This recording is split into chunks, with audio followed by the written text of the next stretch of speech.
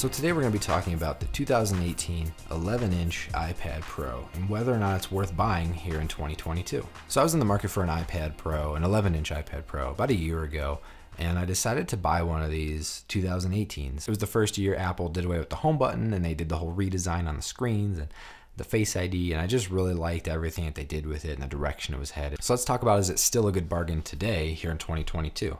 And I actually just went on Apple's refurbished site, and they're still going for a pretty penny. So I can buy a refurbished 11-inch iPad Pro in 64 gigabytes, Wi-Fi only, for $519. That's still a lot.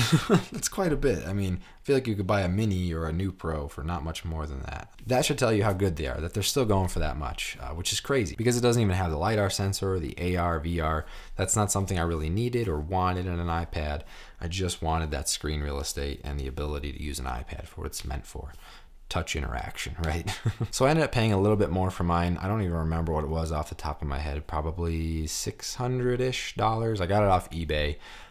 Didn't come with any extras or accessories, but it's a 256 gigabyte version, and it's a LTE model as well. So if I wanted to, I could stick a SIM card in it and get LTE signal. Never did, but that's still an option. The biggie that I wanted was the 256 gigabyte capacity, which is awesome. And the whole reason I bought this iPad is for just occasional use, right? I want to be able to watch content, watch YouTube on a screen bigger than my iPhone 12 mini, but not use my laptop.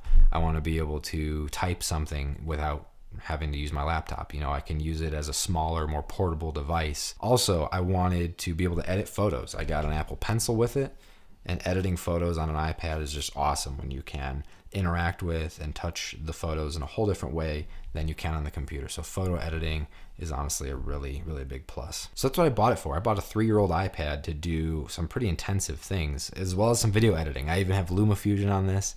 It edits video, honestly, awesome. Way better than any Intel-based Mac that I've ever used. So you can probably see my point and where I'm going with this, in that this is still an excellent iPad. Even here in 2022, I would recommend that you look into it. If you're in the market for an iPad, don't think you have to go spend money on the brand new one or buy the latest and greatest. Like, a 2018 iPad Pro is still an amazing bargain. And honestly, as somebody that is just a casual iPad user, like most people, I don't think it's worth spending the extra money to get the latest and greatest brand new, unless it is your one and only device for everything you do.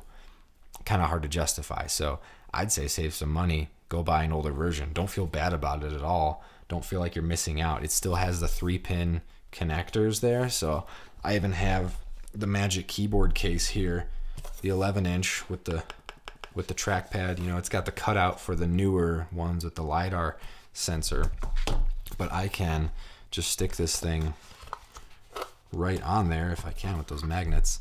You know, it works just fine. It still cuts out around there, and it fits on there just fine. I can charge through it. I'm not missing any functionality by having the older model as opposed to a brand new one. I'm not missing out on a single thing unless it's LiDAR related or I want a mini LED.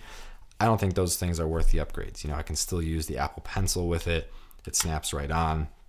It's a fantastic device. And you can use that leftover money to buy accessories like an Apple Pencil or the Magic Keyboard case that just help to complete the experience and make it all the more usable. I feel like for most people, if you're buying an iPad, it's just going to be a casual use device. You don't really need all that power and all that reliability out of it. Sure, you want it reliable, but it's not like your cell phone, right? It's just a device you want to have for a bigger screen, for consuming content. And so for that reason, it doesn't need to be the latest and greatest. It doesn't need to be this super expensive, powerful thing. This used 2018 iPad is a fantastic bargain. Would highly recommend it to anybody. Definitely go with the used option, save some money, buy some accessories, and yeah, enjoy using your iPad. But thank you so much for watching. Let me know, do you use an iPad? Did you buy a used one like I did? What are your thoughts? Maybe I'm wrong and the new ones have all this extra power and potential that makes it more worth it.